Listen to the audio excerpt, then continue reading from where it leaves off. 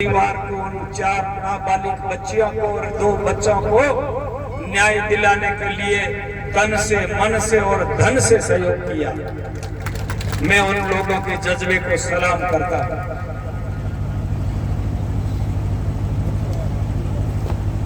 और सामने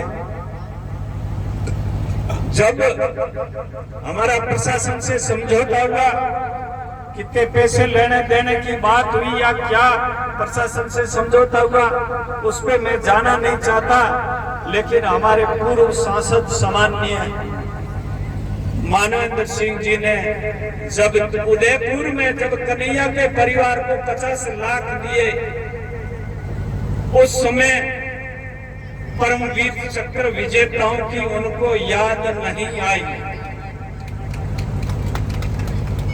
जब आज से 7 तारीख पिछले 7 मार्च को एक सामान्य महिला की मौत पर सरकार ने 50 लाख रुपए दिए, तब सामान्य को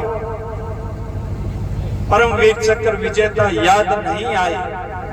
मैं तो कहता हूं कि परमवीर चक्र विजेताओं को 20 लाख रुपए मिलते हैं, उसको 2 करोड़ 5 करोड़ दे तो भी कम है। हम इस विचारधारा के लोग नहीं हैं, लेकिन कोजाराम के परिवार को जब न्याय मिला और अखबार में न्यूज छपते ही माननीय ने जो प्रतिक्रिया दी, आप सब लोगों ने पढ़ी है या नहीं पढ़ी? पढ़ी है ना?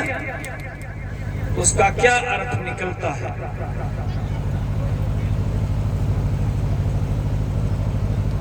और 15 तारीख को शव का अंतिम संस्कार करने के बाद में 16 तारीख को जो बाहुल्य क्षेत्र थे वहां लोगों की दुकानें बंद कराई गई और लोगों को जबरन धमकियां दी गई और लोगों में खौफ का माहौल पैदा कर दिया गया।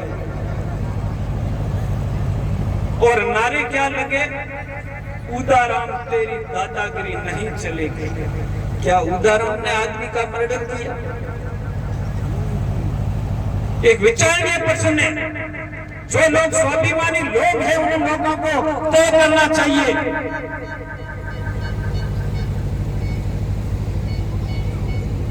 एक तरफ तो काफी लोगों ने, हम लोगों ने उसके परिवार में जाकर के पूरी 3 लाख रुपए कैश जो धरने में आए थे वो दिए।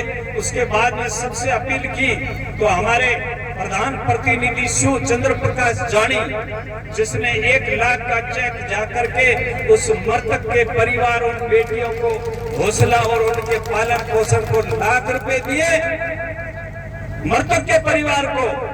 और सामने से सामान्य नौसर के समुद्र सिंह जी ने 5 लाख रुपए मारने वालों को इनाम दिया। ये आपके लिए सोचने का विषय है। अभी 5 लाख रुपए परसों दूसरे मिले। मारने वालों को इनाम और मरने वालों को गालियां और मरने वालों की जो पैरवी करते हैं उसके बारे में क्या क्या नहीं लिखा। सारे लोग, सबके पास आज की तारीख में मोबाइल है। हमारी जाति को गाली दी है, बाबा साहब अम्बेडकर को गाली दी है और मुझे गाली दी है। और खुले मंच से हजारों की उपस्थिति में उदाराम मेघवाल को चुनौती दी है कि तू कितने दिन अगला नंबर उदाराम का। लेकिन आप परवाह मत कीजिए, आपकी समाज का बेटा मौत से नहीं डरा और मौत तो एक दिन आपको, हमको और जो मारने वाले लोग हैं नहीं, जो धमकियां देते हैं नहीं, उनको भी एक दिन मौत आनी है। वो इस गलत फहमी में नहीं कहे। यहाँ जो भी पैदा हुआ है वो गया है। एक उदाहरण को मारने से क्या पूरा समाज खत्म हो जाएगा? ऐसे तो कई एक्सीडेंटों में लोग खत्म होते हैं, ऐसे तो कई आत्महत्या करके लोग खत्म होते हैं, ऐसे तो कई दारू और वगैरह जो अनैतिक काम करते हुए खत्म हो जाते हैं, कई लोगों को कैंसर होकर के मर जाते हैं। तो मौत तो आनी है। अगर मैं ईमानदारी से मेरे समाज की न्याय की लड़ाई लड़ते हुए अगर मुझे मौत आ जाती है तो मैंने जिंदगी में जिया है तब तक अनुसूचित जाति और जनजाति और गरीब तबके को न्याय दिलाने के लिए संघर्ष में जिया है। अगर मैं मरूंगा तो भी आप और हमारे और संवैधानिक दायित्व के अंदर लड़ते हुए मर जाऊंगा, तो मुझे उस चीज की परवाह नहीं है। लेकिन मैं मरूंगा निश्चित तौर पर लड़ता हुआ मरूंगा, हाथा जोड़ियों करके नहीं मरूंगा। अब आपको देखना है, सर छोटू राम जी ने कहा था, एक किसान मेरी दो बात मान, एक किसान मेरी दो बात मान, बोलना सीख और दुश्मन को पहचान। अब आप लोगों को तय करना है कि मारने वालों की आप मदद करोगे या जिसके परिवार को मारते हैं उनकी मदद करोगी। ये प्रश्न आपके सामने मैं छोड़ने जा रहा हूं। आप तो बहुत भाग्यशाली हो। मैंने यहाँ की कई लड़ाइयां लड़ी है, आदिल से लेकर के और भी लड़ाइयां लड़ी है, मुझे किसी ने नहीं मारने की धमकी नहीं दी। ये एट्रोसिटी एक्ट है, सिर्फ जाति एक के लिए नहीं है, ये सिवाय अनुसूचित जाति और अनुसूचित जनजाति के गैर जो भी है, नाई, दर्जी, सुथार, कुंभार, राजपूत, ब्राह्मण, बनिया, मुसलमान, जाट, सबके खिलाफ है। तो फिर एक ही समाज के लोग क्यों कह रहे हैं कि हमारे ऊपर झूठे मुकदमे हो रहे हैं? और एक मंच पे से एक आदमी ने कहा कि 911 ऊपर मुकदमे दर्ज हुए, उसमें सिर्फ हम राजपूतों के खिलाफ 960 केस दर्ज हुए। आप अंदाजा लगा सकते हो 960 आपके क्यों दूसरों के खिलाफ हो सकते थे नहीं? हालांकि वो आंकड़ा गलत है, लेकिन उन्होंने उस मंच से हजारों लोगों को उकसाने का प्रयास किया है और मुझे मारने के लिए लोगों को दुष्प्रेरित किया है।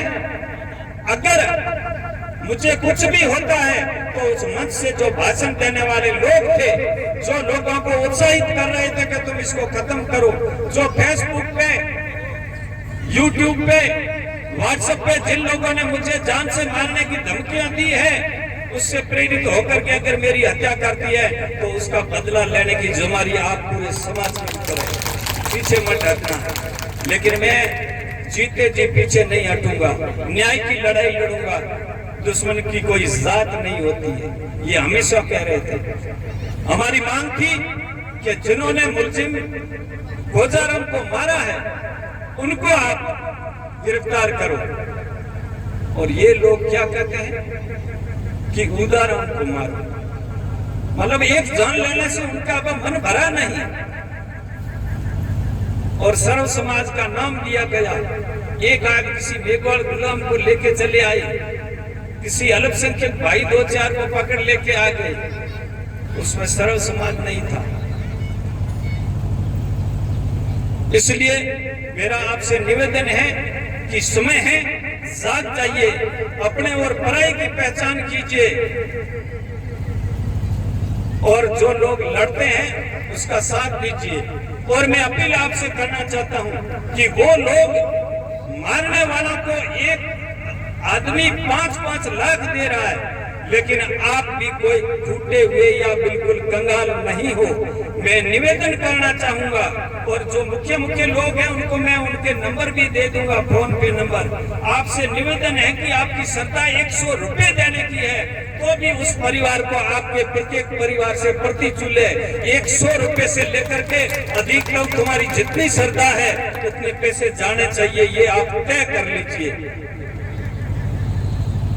उस आदमी को वापिस लाना हमारे हाथ में नहीं है, लेकिन जो बाकी जो बचे हुए हैं उसका परिवार के लोग, उन परिवारों की परवरिश करना इस समाज का दायित्व है और उससे पीछे नहीं रहना चाहिए। मैं काफी लोगों को जोड़ दूंगा और आप प्रत्येक परिवार 100 से लेकर के 500 से लेकर के आपकी जितनी श्रद्धा है, देखिए एक व्यक्ति किसी भूखे को अन्न की रोटी देता है और एक भूखे किसे अन्न की रोटी छीनता है, यहाँ दो ही अर्थ है। तो आज हम लोगों को उस परिवार की मदद करनी है। इतना बड़ा समाज है, वहाँ हर एक गांव से आए हैं, 20,000 आए हैं, 25 आए हैं, कोई परिवार से आए हैं, कोई कुंवर परिवार से आए हैं, या गांव मेघवाड़ समाज से आए हैं, भील समाज से आए हैं, तो आप सभी लोगों से मेरा निवेदन है कि तय कर लो कि मेरे घर का 100 रुपया ही जाए, लेकिन गोचाराम के परिवार को हमारे 100 रुपये की भी मदद जानी चाहिए। अधिक देना आपकी समर्थता है तो दीजिए।